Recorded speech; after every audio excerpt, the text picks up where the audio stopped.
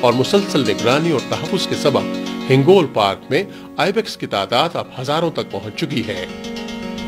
نر بکرے کے سینگ تلوار کی صورت لمبے اور اوپر کو مڑے ہوتے ہیں۔ ہنگول کا موسم اور فضا اس کی پرورش کے لیے انتہائی موزوں ہے۔ یہ اکثر و بیشتر ریوڑ کی صورت میں چرتے ہیں۔ سن 1998 سے سن 2004 کی طویل خشک سالی میں ان کی تعداد بہت کم ہو گئی تھی، مگر اس کے بعد ان کی آبادی تیزی سے بڑھنے لگی۔ انسانی آہٹ اور بو پاتے ہی تیزی سے آنکھ سے اوچھل ہونے لگتے ہیں۔ آئیبیکس انتہائی طاقتور جسم اور مضبوط ٹانگوں کے سبب بلند و بالا پہاڑوں پر بہت آسانی سے چڑھتے ہیں۔ ان کی اوسط عمر 12 سال ہوتی ہے۔ عموماً سال میں ایک بچہ دیتا ہے۔ ساحل مکران کے ساتھ ساتھ مڈ والکینوز کا ایک سلسلہ پھیلا ہوا ہے جو ارضیاتی ماہرین کے لیے علمی اور تحقیقی نقطہ نظر سے بہت اہمیت رکھتے ہیں۔ دریائے ہنگول کے کنارے پر ایک تنگ اور خوبصورت وادی ہنگلاج میں صدیوں قدیم ہندو مندر موجود ہے جو نانی مندر کے نام سے مشہور ہے۔ ایک روایت کے مطابق ہنگول کا نام ہنگولا یعنی ستی دیوی کے سندور سے ماخوذ ہے۔ ہنگلاج کا علاقہ ہندوؤں کے لیے بہت اہم مذہبی مقام ہے جو ستی دیوی کی یادگار ہے۔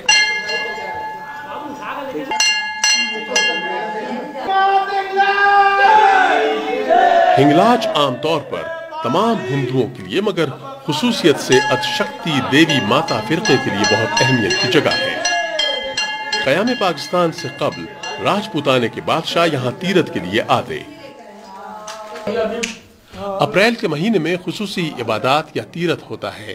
یاتری یہاں 3-4 روز قیام کرتے ہیں۔ صوبائی حکومت اور ہنگول پارک کی انتظامیہ نے ان کی رہائش اور سہولیات کا مناسب بندوبست کر رکھا ہے۔ یہاں امریکہ، یورپ، انڈیا اور ملک بھر سے سالانہ 30-40 ہزار ہندو یاتری مذہبی رسومات کی ادائیگی کے لیے آتے ہیں۔ سن 2006 میں senior B J P leader جناب جسونت سنگھ یہاں تشریف لائے۔ ساحل کے ساتھ بیشتر علاقے میں ریت کے وسیع اور بلند ٹیلے نظر آتے ہیں جو جنوب مغربی ہواؤں کے سبب جگہ بدلتے رہتے ہیں۔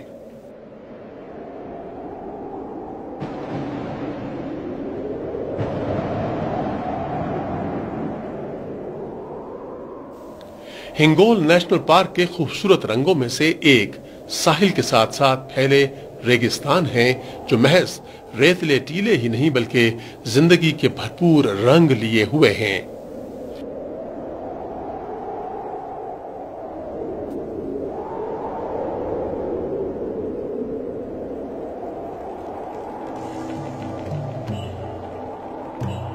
یہ وسیع ریگستانی خطہ ہرن اور اونٹوں کی افزائش کے لیے مناسب ماحول اور فضا فراہم کرتا ہے۔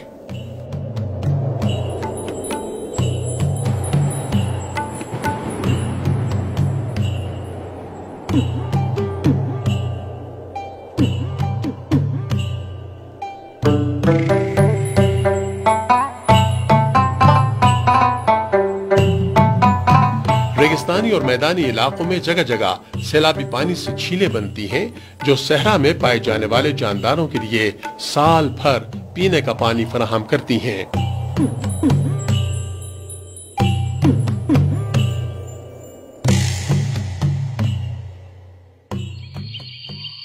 ریگستانی علاقوں میں رینگنے والے جاندار کثرت سے پائے جاتے ہیں۔ تحقیق کے مطابق اس علاقے میں ابھی تک 64 ایمفیبیانز دریافت ہوئے ہیں۔ ان میں 30 اقسام کی چھپکلیاں اور گرگٹ جبکہ 27 اقسام کے سانپ ہیں جن میں 8 اقسام آبی سانپوں کی ہیں۔ ان گوناگوں نایاب اور دلچسپ جنگلی حیات کے سبب یہ پارک دنیا کے اہم ترین پارکوں میں سے ایک ہے جسے بلوچستان کے محکمہ جنگلات اور جنگلی حیات نے انتہائی محنت، جانفشانی اور لگن سے مقامی آبادی کے تعاون سے محفوظ کر رکھا ہے۔ پارک پر معمور عملے کی مسلسل نگرانی اور حفاظت کے نتیجے میں یہاں قدرتی حیات کی نشوونما اور تعداد میں گزشتہ 3 برسوں میں بے تحاشا اضافہ ہوا ہے۔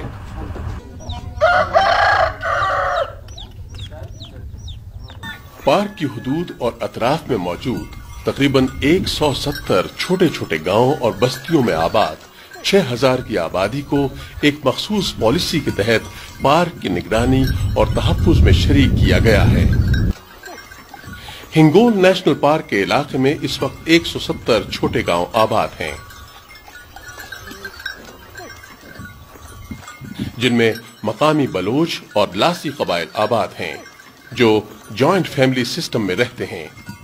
اوسط خاندان 7 افراد پر مشتمل ہوتا ہے۔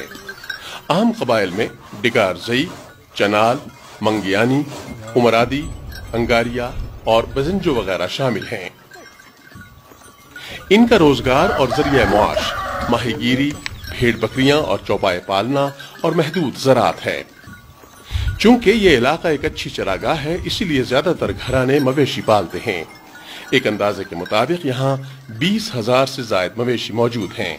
اس مقامی آبادی کی شراکت اور مؤثر کردار کے بغیر محض انتظامی طور پر پارک کی قدرتی حیات کا تحفظ اور ارتقاء آسان کام نہیں۔ اسی لیے پارک انتظامیہ مقامی آبادی سے مل کر پارک کے ارتقاء اور تحفظ کے فرائض سر انجام دیتی ہے۔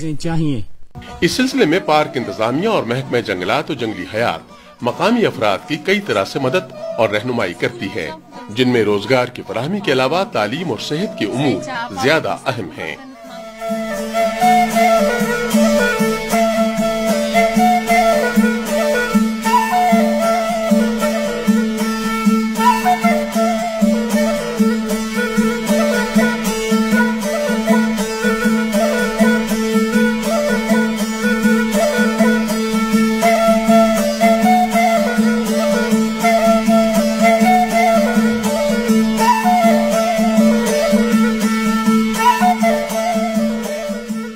علاقائی ترقی سے ماحولیات اور جنگلات پر منفی اور مثبت دونوں اثرات مرتب ہوں گے، لہٰذا اس کے منفی اثرات سے بچنے کے لیے فوری اقدامات اور تدابیر کی منصوبہ بندی کر لینی چاہیے تاکہ منفی اثرات کا تدارک کیا جا سکے۔ اس پارک کی سب سے اہم خوبی یہ ہے کہ یہ ابھی تک تمام آلائشوں اور آلودگیوں سے پاک اپنے قدرتی اور فطری ماحول میں موجود ہے اور انسانی دست برد اور مصنوعیت سے یکسر محفوظ ہے۔ یہی اس کی بقا اور ترقی کا راز ہے۔